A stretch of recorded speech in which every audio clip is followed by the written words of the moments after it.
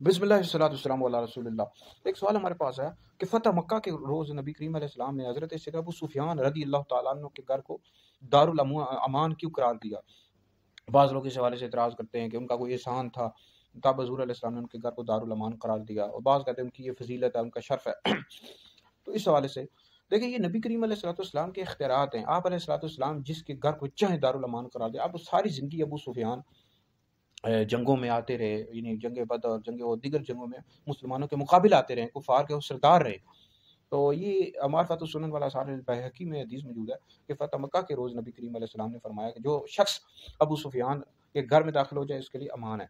तो हुज़ूर अलैहिस्सलाम के इख्तियारात है। बाज़ लोग कहते हैं कि कोई एहसान था, वो एहसान का बदला हुज़ूर अलैहिस्सलाम ने उतारा है। बाज़ कहते हैं फ़ज़ीलत है, शर्फ़ है उनके लिए। वो भई हुज़ूर के इख्तियारात हैं, आप अलैहिस्सलाम जिसके घर को चाहें दारुल अमान करार दे दें। और इसमें बेशुमार हिकमतें भी थी कि देखो, ये शख्स यानी सारी ज़िंदगी मुसलमानों के मुकाबले आते रहे, जंगें लड़ते रहे।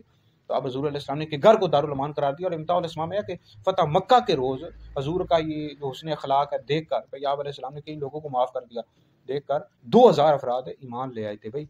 तो ये इस तरह की बहस समझ नहीं पड़ना चाहिए, हज़ूर के इख्तियारात हैं। आप अलैहिस्सलाम का ये आला दर्जे का अखलाक था, आपने कई लोगों को माफ़ कर दिया, जो इस्लाम के दुश्मन थे।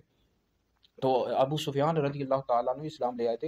हज़रत सैयदना अमीर मुआविया रज़ियल्लाहु ताला अन्हु, ये नबी करीम अलैहि सलाम के आप सहाबा में शुमार होते हैं। आप इन पर लान तान करना हराम है, ऐसा शख्स दोज़खी है। तो नबी करीम अलैहि सलाम के किसी भी सहाबी पर लान तान करने की हरगिज़ भी इजाज़त नहीं है। अहले सुन्नत वो मुबारक जमात है कि जो नबी करीम अलैहि सलाम के तमाम सहाबा और अहले बैत से इश्क करते हैं, मोहब्बत करते हैं।